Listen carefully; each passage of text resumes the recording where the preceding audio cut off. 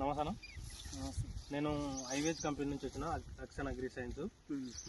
ఇప్పుడు ఏం తోట అనేది కీరా ఏది పెట్టినావు? ఏం సీడ్ పెట్టినావు? సుమిత్ర. ఏ కంపెనీ? నాకు కంపెనీ పేరు తెలియదు. ఐవేజ్ కంపెనీ. ఎన్ని కటింగ్లు అయినా ఇప్పటికి? 12 కటింగ్ 13 కటింగ్ అయిపోయింది. 14 కటింగ్ ఎల్లుండి తెంపుతా. ఇప్పటికి ఎంత వెళ్ళిందన్న ఈల్డింగ్? తెంపినప్పుడు అలా 100 కవర్లకు తక్కువ వెళ్ళలేదు. ఫస్ట్ లా 250 280 వెళ్ళినాయి. ఇప్పటికి 2100 కవర్లు వెళ్ళినాయి. 2100 కవర్లు. ఇప్పుడు మొత్తం ఎంత పెట్టినా పొలం? 2 ఎకరాలు ఉంటుంది. 2 ఎకరాలు. 2 ఎకరాలకు 2100 కవర్లు. కవర్లు ఎంత ఉంటాయి? కవర్లు 20 కేజీలు జోకి నింపుతున్నా. జోకి కాంటా పెట్టుకొని జోకి 20 కిలోల కన్నా జొక్కుతావు.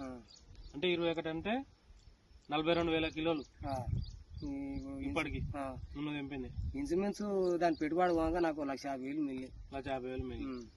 ఈ తక్కువ రేట్లు అని ఇప్పుడు పెరిగింది నిన్న మొన్న రేటు, కానీ ఈ తక్కువ రేట్ల 150 కవరు 100 కవర్ అంతే కూడా 2 కటింగ్ల కాయ ధర పెరిగి ఆ తక్కువ రేట్లు అయినా కూడా నయమే నాకు. ఎందుకంటే కాయలు ఎక్కువ వెళ్ళకం వల్ల మాలు ఎక్కువ వెళ్ళకం వల్ల రేటు తక్కువ ఉన్నా కానీ నాకు కలిసి వచ్చింది. అట్లా అందుకని ఈ ఎండుకాలం ఇది పెట్టాలనుకున్నా భయపట్టించిరు, కానీ ఇది ఆకు మందం ఉంటది, ఎండకు తట్టుకుంటదని నా ధైర్యంతో పెట్టినాను.